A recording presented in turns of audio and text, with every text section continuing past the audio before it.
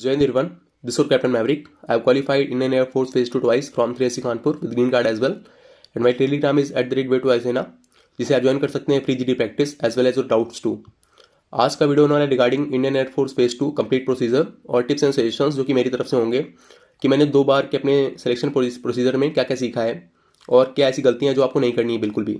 ठीक है, तो ये वीडियो फ्रेशर्स के लिए बहुत हेल्पफुल है जो पहली बार एससीज जा रहे हैं किसी भी ऑल इंडिया, तो प्लीज़ वॉच इट। सबसे पहले तो एंट्री स्टार्ट हो जाती है 3:30 से 4 के बीच में। सुबह सुबह लाइन लगवाते हैं वो, और एक लाइन में अपना फेज 2 आधार कार्ड और फेज 2 एडमिट कार्ड प्लस आधार कार्ड निकालना होता है, और बाकी चीज़ें बैग के अंदर फ़ोन वगैरह स्विच ऑफ करके। और एक हाइट मेजरमेंट क्राइटेरिया होता है, एक पतला सा थ्रेड बंधा होता है, उसके नीचे से जाना होता है। ठीक है, उसके बाद तुम्हें एक जगह पे पहुंचाएंगे एसी के अंदर, जहाँ पर आपको आपकी लाइन लगवा दी जाएगी। ठीक है, वहाँ पे चेस्ट नंबर वाइज नहीं होता है शुरुआत में, पहले ऐसे ही जाओ। और अपना नेम एंड थंब वेरिफिकेशन कराना होता है। ऑफिसर्स बैठे होंगे तो अपना थंब लगाओगे, और उसके बाद अपना उनको नेम बताओगे, अपना पेरेंट्स का नाम पूछते हैं किसी का, या डेट ऑफ बर्थ पूछ लेते हैं वेरिफिकेशन के लिए। और आप अपने ओरिजिनल डॉक्यूमेंट्स निकाल लोगे।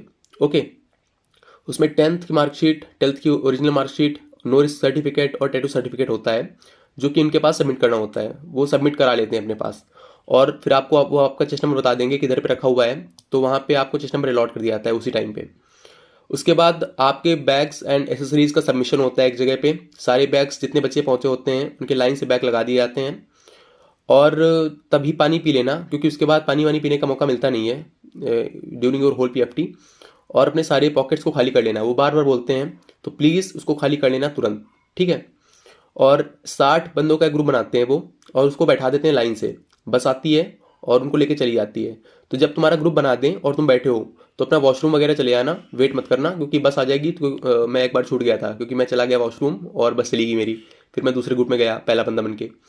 तो प्लीज़ पहले ही कर लेना जो करना है 60 बंदे होने से पहले, और चिल के बैठना आराम से, और बात मत करना उतना टाइम बैठ गया था।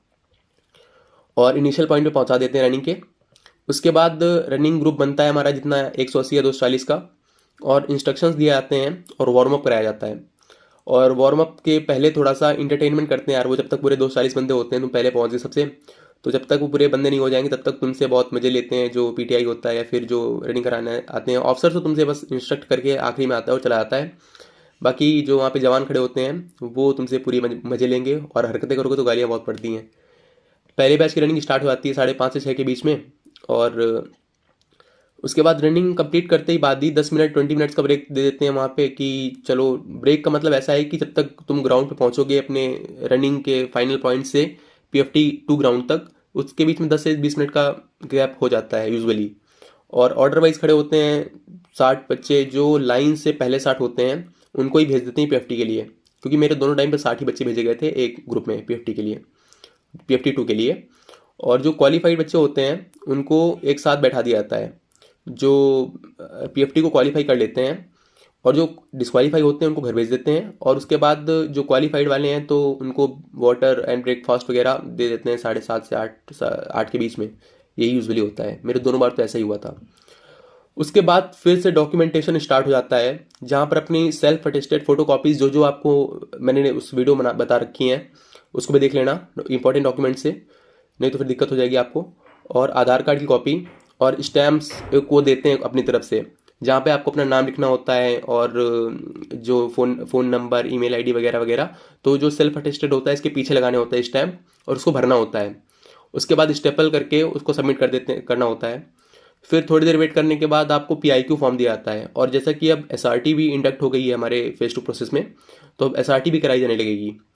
तो उसके बाद पीआईक्यू फॉर्म भरना होता है, उसमें 10 मिनट देते हैं। एक्स एंड वाई जो सेपरेट ग्रुप होते हैं, और जिनका बोथ होता है उनको 20 मिनट्स मिलते हैं पीआईक्यू भरने के लिए। और एसआरटी के लिए भी अब तो टाइम मिलने लगेगा उनको, and different questions accordingly 30 minute मिलेंगे एसआरटी के लिए वैसे तो। और बाकी पीआईक्यू में वो कुछ बताते नहीं हैं, अपने आप भरो सब कुछ, और कुछ वो पहले ही बोल देंगे कि कुछ भी पूछना नहीं है। और अगर तुमने कुछ पूछा तो फिर वापस क्या मिलेगा, you can expect, as they are from defence. उसके बाद तुम्हें रफ एंड फेयर शीट्स दी जाती है, 1 रफ एंड 1 फेयर शीट, जिसके ऊपर आपको अपना चेस्ट नंबर और अपना जो डेट वगैरह है सेंटर से सब लिखना होता है, और एक पेन आपको लेना होता है बस केवल। Rough sheet and fair sheet उसको साइड कर लेना। और इसी के साथ ही साथ आपके एडिशनल डॉक्यूमेंट्स होते हैं जो कि उन्होंने स्पोर्ट्स के जो बंदे हैं उनके जो ओरिजिनल डॉक्यूमेंट्स हैं, NCC document, COAPF, driving licence और जो आपकी फाइनल ग्रेजुएशन की मार्कशीट है वो सब सबमिट करा लेते हैं with original as well as your print out too, photo copy too. और फिर GD के ग्रुप बनने शुरू हो जाते हैं उसके बाद। ठीक है, एक ग्रुप बनाते हैं लगभग, एक बार मैंने बना था 18 का और दूसरा ग्रुप बना था शायद 15 का। ठीक है, तो डिपेंड करता है उस एएससीज पे, लेकिन ग्रुप बनाते हैं और उनको GD के लिए भेज दिया जाता है।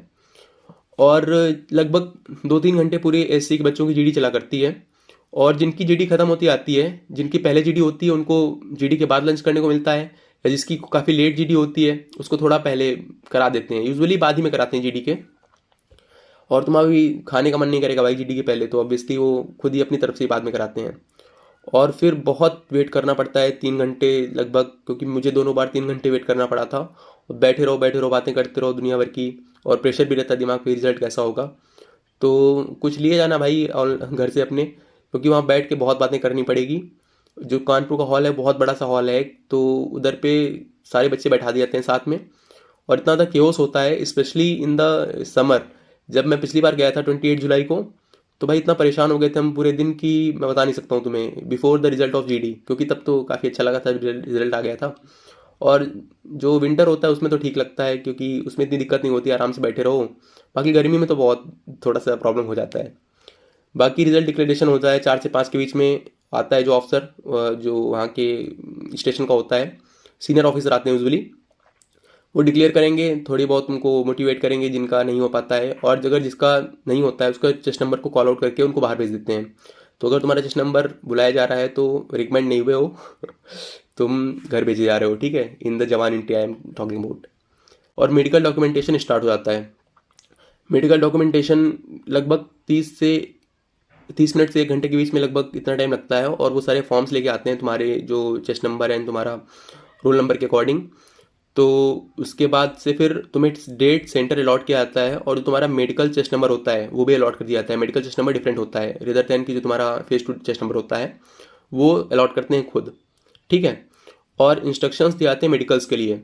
तो मेडिकल्स का सब इतना सब कंप्लीट होता है और फिर तुम्हें बाहर निकाला जाता है एससी से, तुम्हारे हेड काउंट्स किए जाते हैं और तुमको घर भेज दिया जाता है। ठीक है, so this is all the process about the phase 2। ऐसे ही सब कुछ होता है, थोड़ा बहुत आगे पीछे हो सकता है कोई एक एक्टिविटी, लेकिन यूजुअली मैंने दोनों बार यही चीज़ें कॉमन देखी और यही क्रिस्प ही है। अब बात कर लेते हैं कि आपको क्या करना है, क्योंकि मैं 2 बार होकर आया हूँ तो मैं कुछ आपको सजेशन दे सकता हूँ, सो प्लीज़ वॉच इट। सबसे पहले तो reach as early as you can, ताकि तुम पहले बैच में दौड़ पाओ। और अपने डॉक्यूमेंट्स को पहले ही रेडी कर लेना। जो नो रिस्क सर्टिफिकेट होता है, टैटू सर्टिफिकेट होता है, इसको घर से साइन कर लेना, तो तुम्हें आराम रहेगा। क्योंकि वहाँ पे बहुत जल्दी बोलते हैं जल्दी साइन करो, और काफ़ी ज़्यादा प्रेशर रहता है भाई तुम्हारे ऊपर वहाँ बाहर बैठ के, क्योंकि बाहर ही ये साइन करा देते हैं जिसका नहीं साइन होता है। और प्लीज़ घर से ले जाना ये जो चीज़ें हैं, नो रिस्क सर्टिफिकेट और टैटू वाला घर से ही प्रिंट आउट करके ले जाना, वहाँ पर मत खड़े हो जाना वरना तुम्हें डांट पड़ जाएगी सुबह सुबह। और जब भी तुम एसी के अंदर घुसोगे तो धीरे धीरे मत चलना, हल्का सा एक ब्रिस्क वॉक में चलना दौड़ते हुए, नहीं तो फिर वो बोलते हैं कि आज कोई दौड़ेगा नहीं, सभी आज कोई रुकेगा नहीं, सभी दौड़ेंगे। धीरे धीरे अगर किसी ने चलते हुए पकड़ लिया तो डंडा मारूंगा ऐसा। और इंस्ट्रक्शंस वो एक बार बताते हैं अच्छे से, तो उसको ध्यान से सुनना, बाद में पूछोगे तो इंस्ट्रक्शन तो बताए जाएंगे, एडिशनल 1 गाली। ठीक है, स्पेशली अबाउट बॉयज़, गर्ल्स को तो वो गालियाँ वालियाँ नहीं देते हैं जहाँ तक मुझे पता है, लेकिन लड़कों भाई तुम रेडी जिसको ज़्यादा ऑफेंस लगता है भाई कि गालियाँ बहुत गलत चीज़ है, सो प्लीज़ बी रेडी, हरकत मत करना वहाँ पे कोई भी। और अपने फ़ोन्स को पहले स्विच ऑफ कर लेना और अपने बैग्स में डाल लेना, क्योंकि अगर तुम्हारे बैग में डालने के बाद फ़ोन बजा तो फिर अगेन बता रहा हूँ मैं कि समझ सकते हो क्या होगा तुम्हारे साथ। और अपनी पॉकेट्स को एम्प्टी कर लेना, वो पूछेंगे किसी की पॉकेट में कुछ है तो नहीं, गलती से अगर कुछ बहुत बड़ा भी हो, एक कागज़ या कुछ, वो तो बोलते हैं एकदम क्लीन करो, एक कागज़ का टुकड़ा भी होना चाहिए, लेकिन कुछ पड़ा भी है तो बताना मत, ठीक है, वरना वो फिर डोंट एंग्री मी वाला सीन हो जाता है वहाँ पे। और पहले से ही पानी पी के वॉशरूम चले आना, बात का मत रखना कि मैं वहाँ पे जाऊँगा। हालांकि रनिंग ट्रैक के पास भी एक होती है, क्या बोलते हैं उसको, मोबाइल वॉशरूम जो होता है, ठीक है, तो वहाँ पे तुम जा सकते हो, क्योंकि हाँ चले आना वहाँ पे भी, लेकिन पानी तो पहले पी लेना, क्योंकि पानी बाद में पीने को मिलेगा नहीं। ठीक है, और घर से ठीक ठाक अमाउंट में, ठीक ठाक क्वांटिटी में स्नैक्स और फ्रूट्स ले जाना। ठीक है, वहाँ पे खाली बैठ के क्या ही करोगे, तो अच्छा खासा मात्रा इनकी ले लेना। ओके, और डॉक्यूमेंट फिलिंग में कोई गलती मत करना। मैंने एक बार PIQ में स्मॉल लेटर से भर दिया था, तो मेरा चेस्ट नंबर उसने नोट कर लिया था और मैं डर गया था। फिर मैंने इससे पूछा कि सर इसने तो मेरा चेस्ट नंबर नोट कर लिया है सर ने, तो अब क्या मैं आउट हो जाऊँगा GD में? तो कहते हैं अरे नहीं नहीं कुछ नहीं, तुम्हें डराने के लिए किया हुआ है। लेकिन अगर तुमसे पीआईक्यू में कोई गलती होती है तो गलती मत करना, मैं पहले ही बोल रहा हूँ। काट पीट तो बिल्कुल मत करना, ओवर राइटिंग करोगे तो फिर ऑफिसर देखता है क्योंकि उसको, पीआईक्यू को तुम्हारे। So please don't do it. और एक चीज़ मैं बता दूँ बहुत ज़्यादा इंपॉर्टेंट है कि एक साइन करने का जो ऑप्शन आता है तो ऑफिसर की जगह पे साइन मत करना, जहाँ पे वो बताएं वहीं पे साइन करना। और जैसे जैसे वो पीआईक्यू भरने को बोल रहे हैं उनके साथ ही चलना, डोंट बी चटकी अगेन, ओके। और कोई दिक्कत होती है तो उनसे सीधे पूछ लेना, वो बता देते हैं, बहुत हेल्पफुल होते हैं। और स्टेपलर और फेविस्टिक मत भूलना क्योंकि वो सुबह से ज़रूरत पड़ जाती है उसकी, और वो देते हैं हालांकि, लेकिन तो अपनी तरफ से ले जाना, तुम्हारा टाइम बचेगा। क्योंकि वो टाइम बाउंडेशन बहुत लगाते हैं कि जल्दी करके दो जल्दी करके दो, वरना भी बताऊंगा तुम सबको धमकियाँ लगातार मिलती रहेंगी तुम्हें। बीइंग अ बॉय, हम लड़के हैं, हमारे साथ ऐसा ही होता है। और फ़ोन करते हुए मत पकड़े जाना, वरना तुम्हें डिबार कर देंगे वहाँ से। चलो घर जाओ, और फिर घर में जो आके तुम्हारी गालियाँ पड़ेंगी ना, यू कैन एक्सपेक्ट, क्योंकि ये तुम्हारी गलती है भाई। फ़ोन क्यों यूज़ कर रहे हो वहाँ पे, बहुत बिल्कुल प्रोहिबिटेड है। वो खुद यूज़ नहीं करते अपना जो एंड्रॉइड फ़ोन होता है यूजुअली, मैंने जितनी बार देखा हुआ है उनको। और घर से फुटकर पैसे ले जाना, I have told you already in the previous video. और जिन्होंने रनिंग और फेज़ 2 जीडी का प्रोसेस नहीं देखा है, they can go and that would be very helpful for you. और डिसिप्लिन रहना, कोई हरकत मत करना कि हुटिंग वुटिंग कर दो, वरना फिर दिक्कत बहुत होगी यार तुम्हें। अगर तुम डिसिप्लिन नहीं हो और तुम बहुत धीरे धीरे काम करते हो, प्रोएक्टिव नहीं हो, तो भी बहुत दिक्कत होगी। और मेडिकल डॉक्यूमेंट्स भरते टाइम पे गालियाँ बहुत पड़ती हैं, हर बंदे को इतनी गालियाँ पड़ती हैं ना, अगर उसने गलती कर दी तो उससे पूछ लेना, वरना फिर तो क्या ही होगा, वो तुम खुद देखना गलती करना और वहाँ देखना। स्पेशली एट कानपुर 3SC, क्या भाई, क्या स्टाफ है वो तुम्हें ऐसी ऐसी गालियाँ सुनाएगा उस दिन की जो तुमने कभी सुनी नहीं होंगी।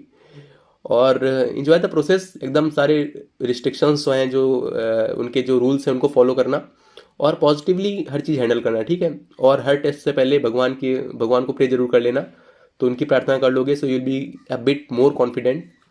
And then again just be very confident, I have written here so. And best of luck Mavericks, and जय हिंद।